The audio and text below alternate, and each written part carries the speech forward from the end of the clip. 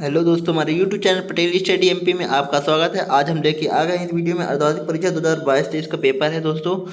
तो आपका जो 7 जनवरी को हिंदी का पेपर है, मैं उसी के बारे में चर्चा करने वाला हूँ। ये पेपर आपको जरूर पढ़ना है। एक क्या है, सरस्वती का पेपर है। इसमें जो जो क्वेश्चन बताया गया इसमें वेरी वेरी मोस्ट इंपॉर्टेंट है, तो आप देख लीजिए कौन कौन सा है। तो आज हम इसी के बारे में चर्चा करेंगे। वीडियो आपको देखते ही देखते मैं याद करा दूंगा दोस्तों। तो देख लीजिए, पहला क्वेश्चन क्या है, सही विकल्प चुनकर लिखने के लिए आया है। तो हरिवंश राय जी की प्रमुख रचना है तो मधुशाला, कामायनी, लोकायतन या प्रिय प्रवास। तो इसका सही आंसर होगा मधुशाला, जहाँ तक है। तो और दूसरा है, शरारती बच्चे के समान खेल रही थी, हंसी बात भाषा चूड़ी। तो शरारती बच्चे की तरह खेल रही थी, क्या खेल रही थी, भाषा खेल रही थी।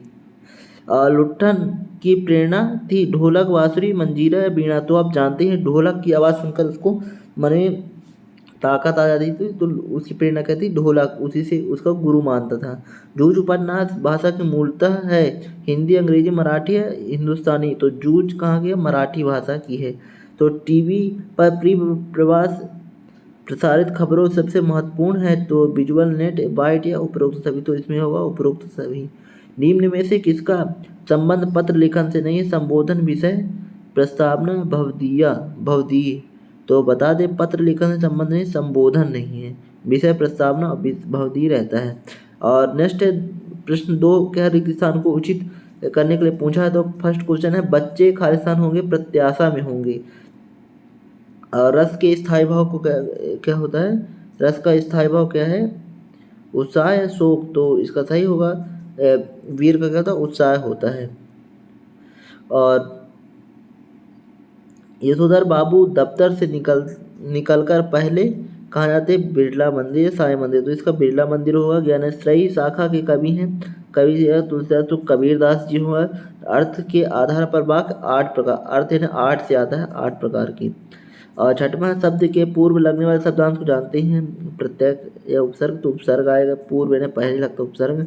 वीर रस में प्रधान कविताओं में कौन सा होता है, प्रसाद या भोज। तो इसका प्रसाद गुण होता है, यहाँ तक है। तो भोज नहीं है, ओज है, सॉरी। तो प्रसाद न होकर ओज आएगा, भोज नहीं होता है, वो गलत लिखा है। और सही जोड़ी बनाने के लिए आया है सरलार्थ। क्या हुआ, सरलार्थ का अभिधा ज़्यादा हुआ। राग से लिपा हो चौका, क्या होगा, भोर का नाम। सिल्वर बैंडिंग क्या होगा, सिरिस के फूल, लक्ष्मी बोर, यशोधर पंत या अभिधा। चौपाई का 16-16, हजार प्रसाद दुबे, सीरीज के फूल, भक्ति में क्या आ जाएगा, लक्ष्मी हो जाएगा। तो सरलार्थ का क्या होगा,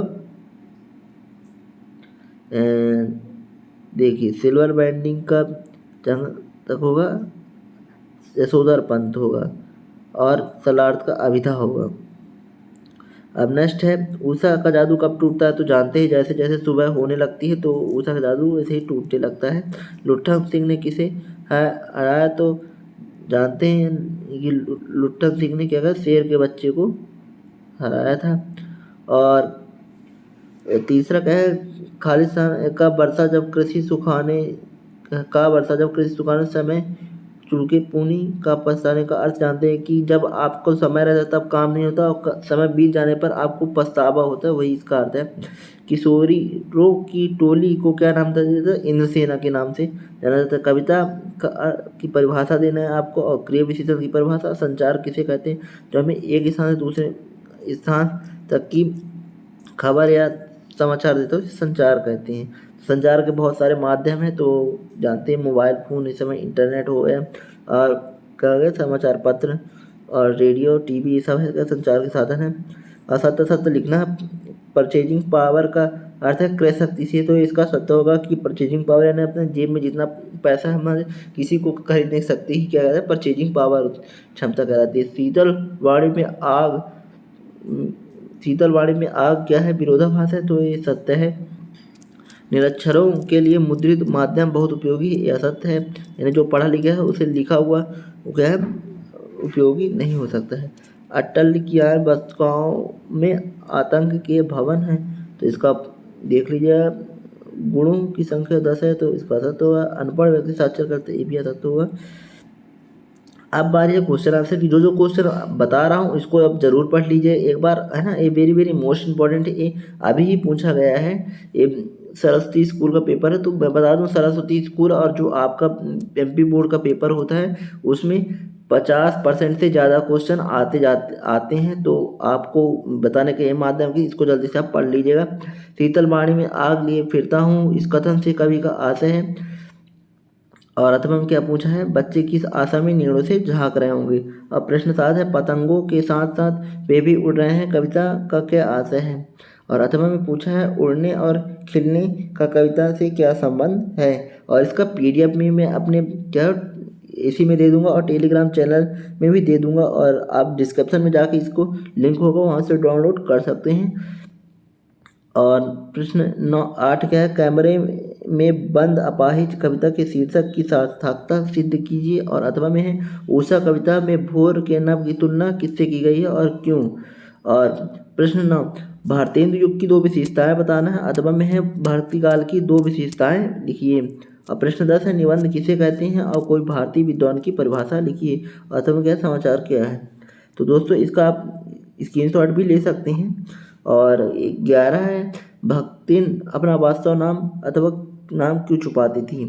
तो ये पाठ 1 का है, 10-11 है ना, गद्यांश से। और अथवा बाजार में भगत जी के व्यक्तित्व का सशक्त पहलू बताइए। और प्रश्न 12 है, यशोधर बाबू के चरित्र की 2 विशेषताएं बताइए। और अथवा में जूझ शीर्षक के औचित्य को समझाना है आपको। और 13वां को तकनीकी शब्द क्या होते हैं, उदाहरण सहित लिखिए। और अथवा पूरा निवाद की परिभाषा एवं उदाहरण सहित लिखना है। और प्रश्न 14, शब्द युग में किसे कहते हैं, अर्थ की दृष्टि से वाक्यों के प्रकार बताइए। और प्रश्न 15, टेलीविजन के गुणों एवं दोषों को लिखना है। और अथवा पटकथा को समझाना है। 16 में क्या है, शमशेर बहादुर और सूर्यकांत त्रिपाठी निराला की 2 रचनाएं, भावपक्ष कलापक्ष साहित्य में स्थान लिखना है, 4 नंबर का है। और प्रश्न 17 है, महादेवी वर्मा और धर्मवीर भारती का कवि परिचय लिखना, कोई एक लिखना, 2 रचनाएं, साहित्यिक परिचय साहित्य में स्थान लिखना है आपको।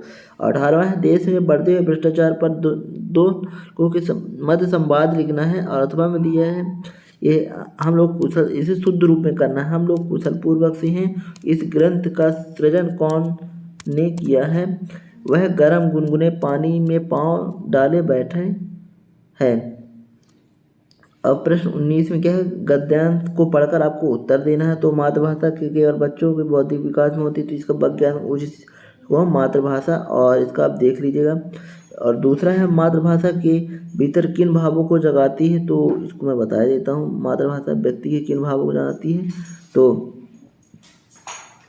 इसका सही होगा, संस्कृति, गौरव और आत्मविश्वास की भावना जागृत करती है ना, यही होगा। तो अपनी संस्कृति से परिचित कराकर उनके अंदर संस्कृति, गौरव और आत्मविश्वास की भावना जागृत करती है। और स्वतंत्रता आंदोलन में मातृभाषा क्या योगदान है। तो भारतीय स्वतंत्रता आंदोलन के दौरान राष्ट्र प्रेम और राष्ट्रीय जागृत करने में मातृभाषा हिंदी महत्वपूर्ण योगदान रहा, यही आंसर होगा जो अभी बताया। और प्रश्न 20 में है, निम्नलिखित पद्यांश का संदर्भ प्रसंग सहित व्याख्या करना है। तेज, सबसे तेज बौछारे गई, भादो गया सवेरा हुआ, खरगोश की आंखों जैसा लाल सवेरा। अथवा में गया, बहु काली सिल जरा से लाल केसर से की जैसे।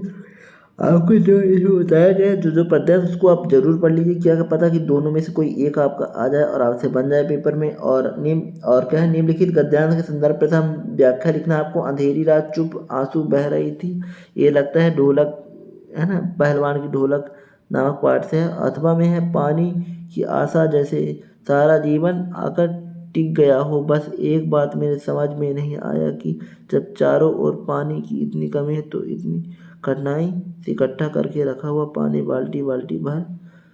तो क्या है, बादल राग से लगता है। और प्रश्न 22 है, जबलपुर नगर निगम ने नियमायुक्त को नियमित जल आपूर्ति कराने हेतु आवेदन पत्र आपको लिखना है। और अथवा में क्या है, अपनी छोटी बहन को दूरदर्शन लगातार देखने के दुष्परिणामों को बताते हुए एक पत्र लिखना है।